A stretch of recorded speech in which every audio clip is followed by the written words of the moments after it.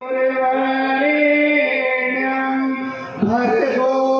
देवस्य धीमहि धियो यो नः प्रचोदयात्।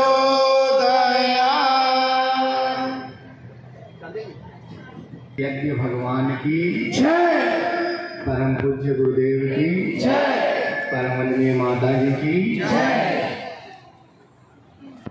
भाई और बहनों, देवतुल्य भाइयों, शक्ति स्वरूपा माता और बहनों, और मंच पर विराजमान हमारे बहुत ही प्यारे प्यारे बच्चों और हमारे परिजनों, हमारे वरिष्ठ परिजन, बड़े सौभाग्य की बात है। हमारा भी आना सलूम्बर में सौभाग्य की बात है। और हम क्यों आए हैं? हम इसलिए आए हैं कि आप लोगों के हमें दर्शन करने। आपकी तारीफ हमने बहुत सुनी है, सब जगह हमारे आदरणीय हेमंत जी भाई साहब, वनीता जी दीदी ने कहा कि आप आइए, तो हमारे सलूम्बर के भाई बहन से मिलिए। तो मैं तो अपना सौभाग्य मानता हूँ कि आप सब लोगों से मिलने के लिए आया हूँ। एक बात, अभी हम आदरणीय भैया के आवास पर गए थे। हेमंत भाई साहब ने सब तरीके से बना करके और शांति कुंज को समर्पित कर दिया।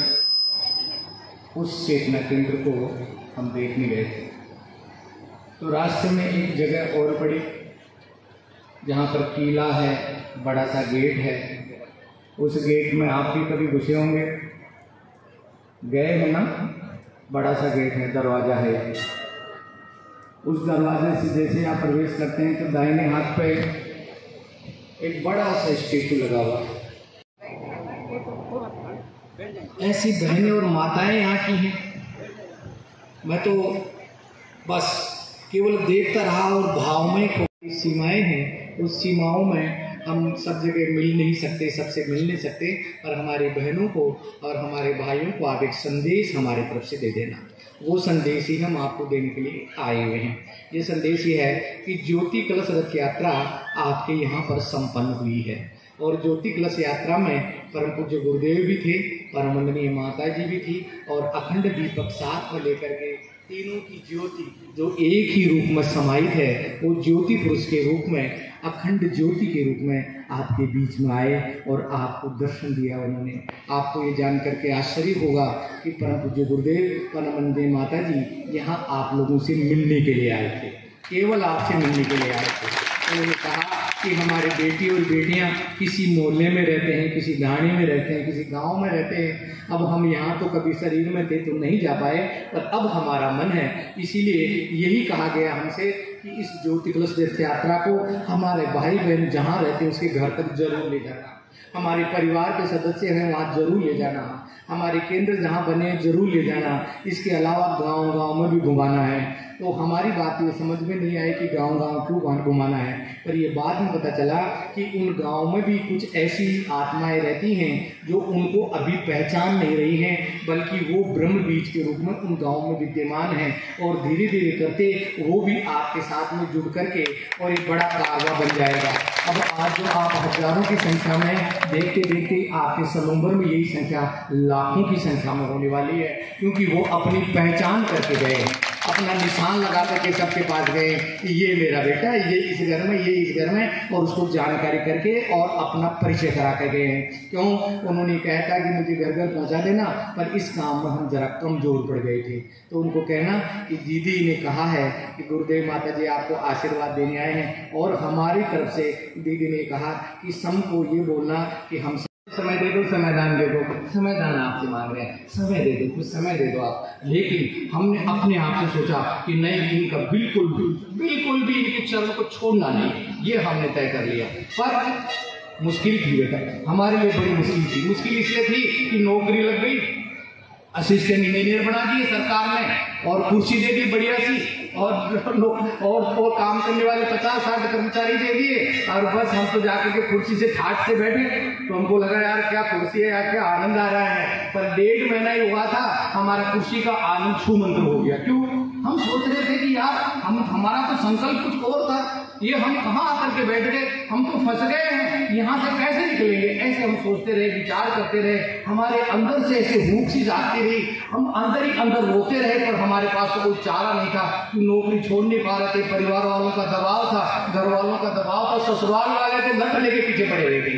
खबरदार बोला, हमने बेटी आपको दी है तो इंजीनियर को दी है, किसी बाबा जी को नहीं दी। पर मंजूर तो अंदर वाला कुछ और था। एक दिन ऐसे ही ऑफिस में बैठे हुए थे, और बैठे बैठे परम पूज्य गुरुदेव से लगभग 2.5 महीने हो गए थे हमको नौकरी करते करते।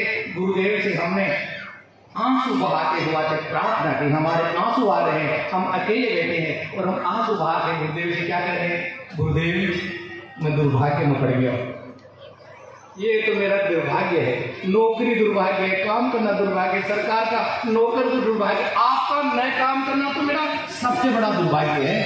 पर मैं तो निकल ही नहीं पा रहा हूँ, अब मैं क्या करूँ, मेरा दुर्भाग्य हो गया है। तो ऐसा मैं रो रहा हूँ अपने आप। तो भाई बहनों, जब आप सच्चे मन से पुकारते हैं तब भगवान सहायता करने की जरूर आता है। आपको मालूम है कि द्रौपदी ने सच्चे मन से पुकारा तो आए नहीं भगवान, दौड़े दौड़े चले आए और ऐसा चमत्कार कर दिखाया कि आज तक सब याद करते हैं। ऐसा ही चमत्कार मेरे जीवन में भी हुआ। रात को ही परम पूज्य गुरुदेव आ गए और खाट पे बैठे हैं, मूंद वाले खाट पे, और धोती और बंडी पहन करके बैठे हैं, हम नीचे बैठे हैं। हमसे कह रहे हैं बेटा तू दिन में क्या कर रहा था, दुर्भाग्य में पड़ गया है। मैंने कहा गुरुदेव यही कहना नहीं, बोला तेरे दुर्भाग्य को हम सौभाग्य बदल देंगे, ऐसा उन्होंने कहा, तेरे दुर्भाग्य को हम सौभाग्य बदल देंगे। ये उनकी तरफ से मुझे पहली बार आश्वासन मिला, घर बैठे मिला। किसी मंदिर में जाने की जरूरत नहीं पड़ी हमको कि मंदिर में जाकर के भगवान से प्रार्थना करें, नहीं, घर के मंदिर था जहां हम संयम की हमारी जहाँ खाट लगी हुई थी, उसी खाट में गुरुदेव आ गए और उन्होंने कहा कि बेटे तेरे दुर्भाग्य को हम सौभाग्य बदल देंगे। भगवान तो सब जगह है, यदि आप अंतरात्मा से पुकारेंगे तब आप देखो आपको निहाल करने के लिए आ जाएंगे, हमको भी निहाल करने के लिए आ जाएंगे। अब वो कैसे बदलने वाले हैं, कैसे छुड़ाने वाले हैं, ये मुझे पता नहीं था। और 7 दिन के बाद में उनकी वाणी फिर से सुनी, वो अंदर से मुझे कह रहे हैं, सोते सोते रात के समय, और वो मुझे कह रहे हैं कि बेटा तू तेरा फैमिली प्लानिंग का ऑपरेशन करवा ले। मेरे 2 ही बेटियां, एक 6 महीने की, एक 3 साल की। तो हमने बस गुरुदेव की बात को उन्होंने केवल वाणी से ही कहा था, परावाणी पश्चिमी वाणी उनकी अलग ही वाणी होती है, बगल में सो रहा है वो भी नहीं सुन रहा है, केवल हम सुन रहे हैं। और हम उठे, सुबह उठ करके चुपचाप चले गए। मैंने कहा किसी को बताना नहीं ये काम करना है, जाकर के ऑपरेशन करा करके आ गए। घर वालों ने कहा तुमने क्या करा लिया, क्या करा लिया ये? तो मैंने कहा आदेश मिला है। बोला किसका आदेश मिला है, इस घर में तो अभी तक कोई आया नहीं, रात को तो कोई आता नहीं, दिन में कोई आया नहीं, तेरे को कोई बावला बना के कौन चला गया, तो ऑपरेशन करा के आ गया। मैंने कहा गुरुदेव ने बोले सपने ऐसे आते रहते हैं, दुनिया भर के सपने हमको भी आते रहते हैं, सपनों के अनुसार भी चलता है। मैंने कहा आपके लिए सपना होगा, पर राजा हरिश्चंद्र के लिए सपना नहीं था, वो हकीकत है।